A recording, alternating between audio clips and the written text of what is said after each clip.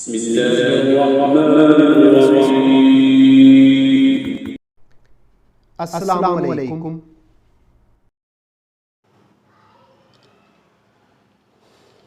Mathematics 9th और unit number 3 लोगार्थम की जो हमने तमाम एक्सरसाइजेस थी वो कंप्लीट कर ली।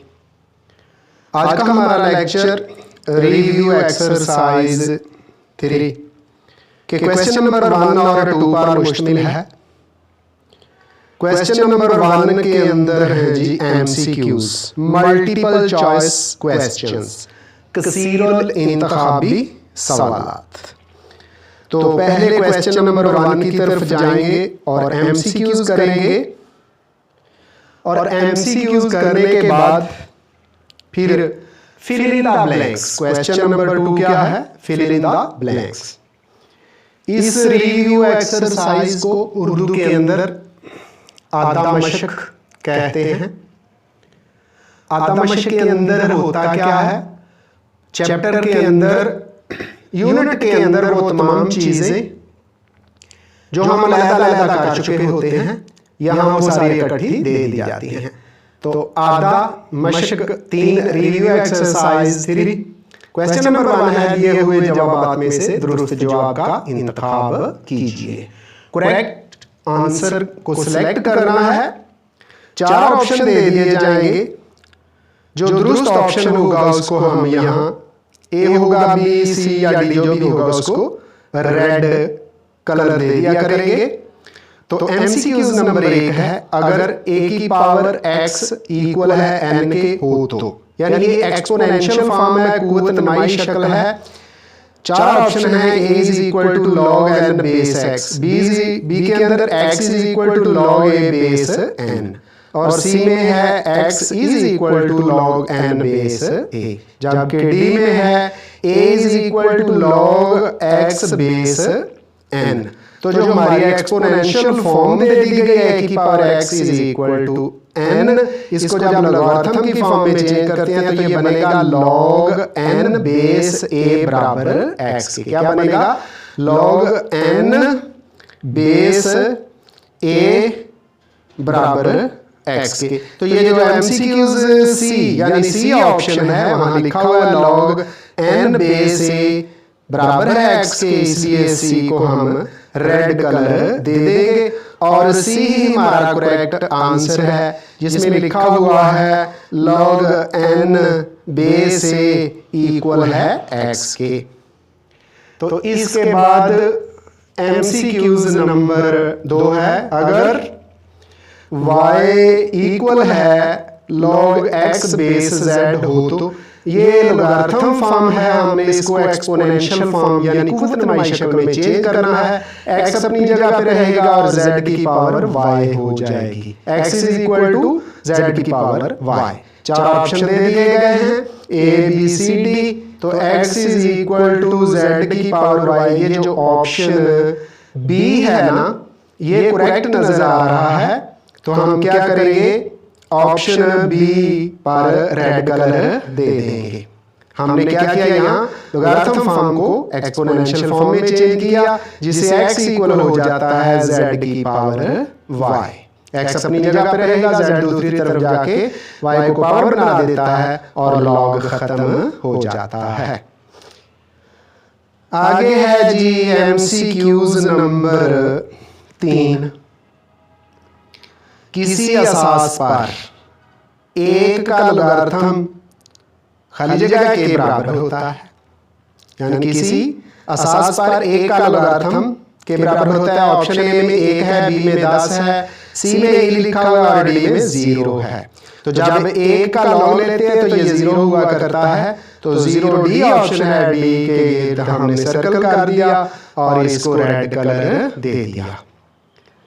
किसी असास पर एक का लॉगरिथम क्या होता है? 0 हुआ करता है और 0 डी ऑप्शन में मौजूद है, इसलिए डी को हमने सर्कल कर दिया है। MCQs नंबर 4 है, अगर किसी अदद के लॉगरिथम की असास वही हो यानी वही अदद हो तो जवाब 1 हुआ करता है।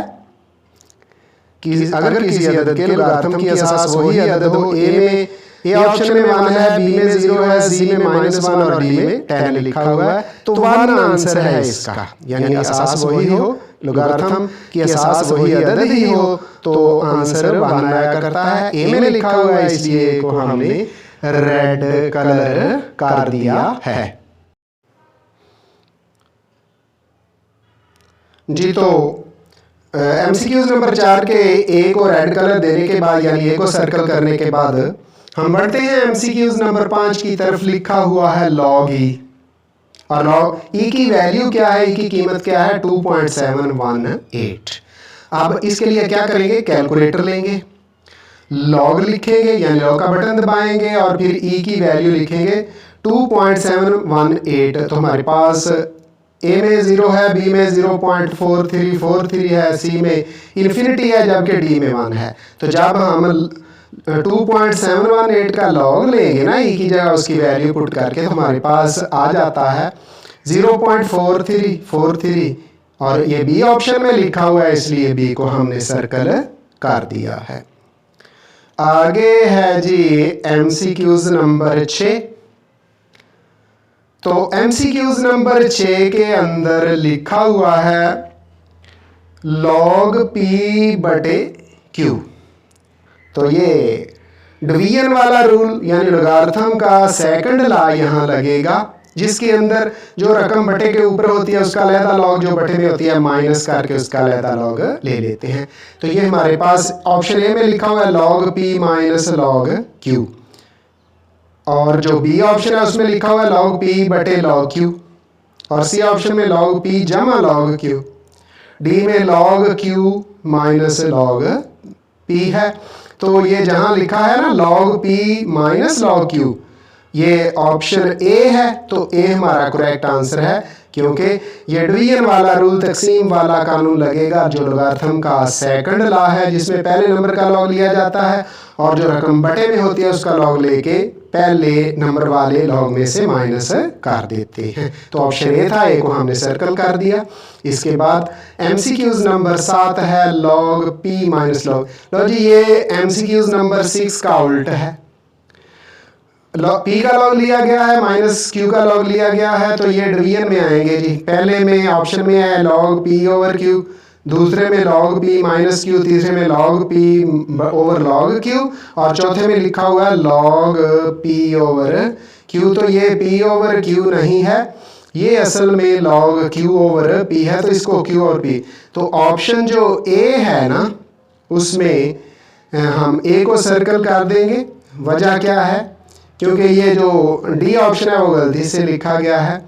तो log ए में ए ऑप्शन में लिखा हुआ है log p/q, क्योंकि ऊपर log p - log q था, डिवीजन वाला लॉ लगना था, तकसीम वाला कानून लगना था।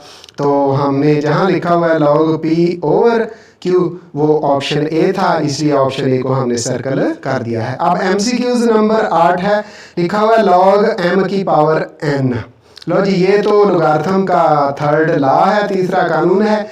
इस कानून के मुताबिक किसी नंबर की पावर हो और उसका लॉग हो तो पावर लॉग से पहले आ जाती है। तो यहाँ n पावर है, n लॉग से पहले आ जाएगी। ऑप्शन ए में लिखा हुआ है log m और सारे की पावर n, ये m log n है, ये n log m है, ये करेक्ट है वैसे। तो डी में log mn है, तो सी ऑप्शन जिसमें n लॉग से पहले आ गया है ये करेक्ट आंसर है। तो हम सी को सर्कल कर देंगे जहां लिखा हुआ है n log m, उसके लोगारिथम के तीसरे कानून के मुताबिक, थर्ड लॉ के मुताबिक पावर शुरू में आ गई और n log m हो गया है। तो ऑप्शन सी था। तो dear students, please subscribe my channel and click the bell icon.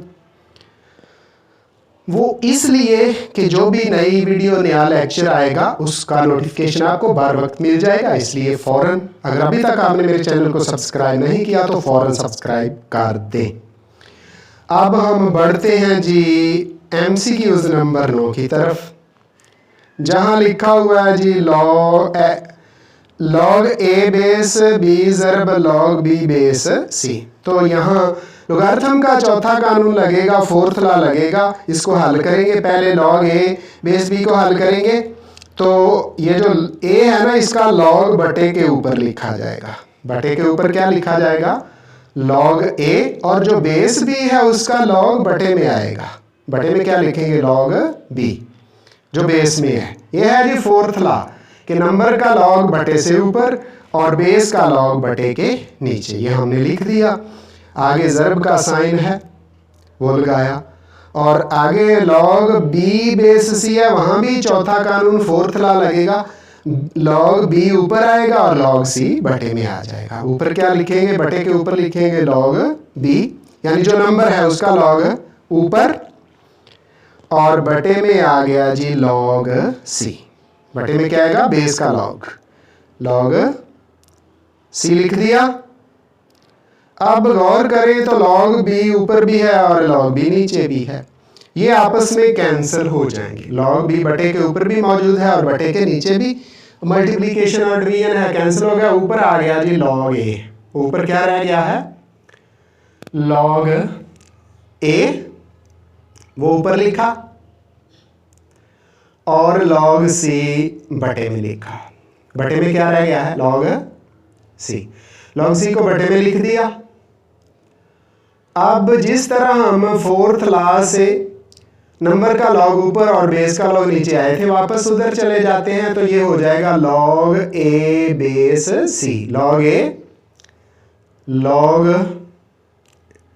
a ऊपर वाले नंबर का log, और नीचे वाले जो नंबर का log है जो बटे में है वो नंबर बेस में आ जाता है। वो c है तो c बेस में आ गया। तो जो नीचे चार ऑप्शन है log c बेस से, b ऑप्शन है log a बेस c है log b बेस से, और d है log c बेस b। तो ये जो b है ना लिखा हुआ log a बेस c, ये करेक्ट आंसर है, इसलिए b को हमने रेड कलर दे दिया है, और यही हमारा करेक्ट आंसर है। ऊपर हमने इसको हल भी कर दिया। तो जो क्वेश्चंस हल करने वाले होंगे उनको हल करके उनका करेक्ट आंसर मालूम किया जाएगा। आगे नंबर 10 है log x बेस y बराबर होगा, तो इस पर भी फोर्थ लॉ लगाना है। x का log ऊपर आएगा, y का log नीचे आएगा। तो a में log x बटे log z है, नहीं है, और b में log z over log z है, ये भी नहीं है, और c में है log x बटे y, ये है जी।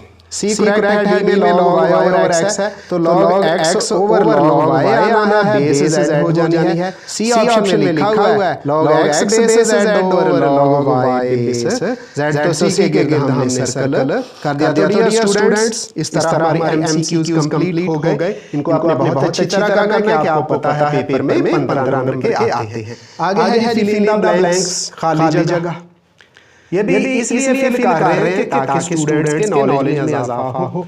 यानी सिर्फ मकसद ये नहीं है कि एमसीक्यूज के नंबर पेपर से जुड़े हुए हैं तो एमसीक्यूज किए जाए, खाली जगह भी करनी चाहिए। आम लोगारिथम की असास से 10 हुआ करती है। आम लोगारिथम की असास क्या है? 10 होती है। तो पहली खाली जगह में क्या आएगा? 10 आ जाएगा।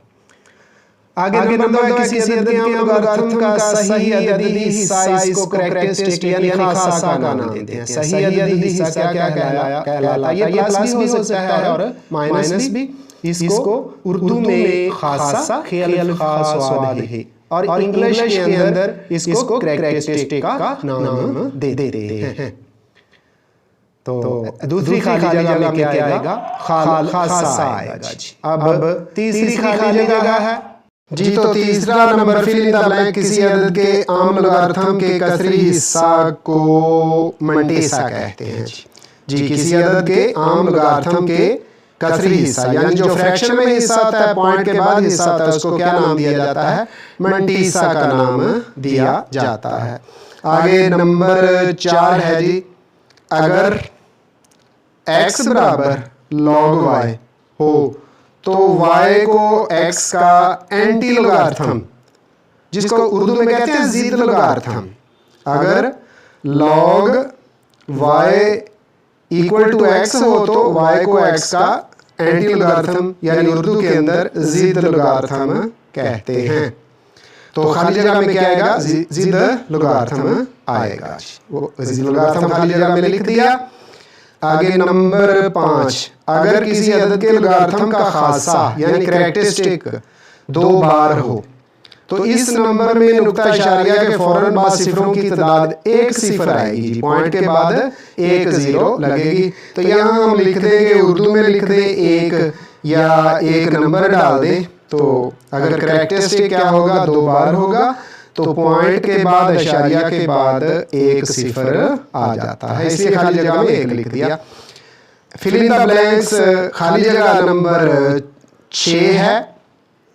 अगर किसी अदद के लोगारिथम का खासा 1 हो तो इसके सही अददी हिस्सा में हिंसों की तादाद 2 होगा जी। तो 2 दाल वाव 2 भी लिख दे तो भी ठीक है, और नंबर 2 डाल दे तो भी, तो दोनों लिखने हैं तो दोनों भी लिख सकते हैं। अगर किसी अदद के लोगारिथम का खासा 1 हो तो इसके सही अददी हिस्सा में हिंसों की तादाद 2 होगी। तो इस तरह डियर स्टूडेंट्स हमारी फिल इन द ब्लैंक्स खाली जगह भी मुकम्मल हुई। तो अब आपके लिए बहुत ज़रूरी है कि आप MCQs बहुत अच्छी तरह करें, क्योंकि 75 नंबर का पेपर होता है, उसमें से 15 नंबर MCQs के हैं, इसलिए बहुत अहम है। जिस बच्चे के 15 नंबर आ गए समझो कामयाब हो गया। तो प्लीज़ मेरे चैनल को सब्सक्राइब करें, बेल आइकन भी दबा दें ताकि आने वाले नए लेक्चर का नोटिफिकेशन आपको मिलता रहे। तो दुआ में याद रखिएगा। अल्लाह हाफिज़।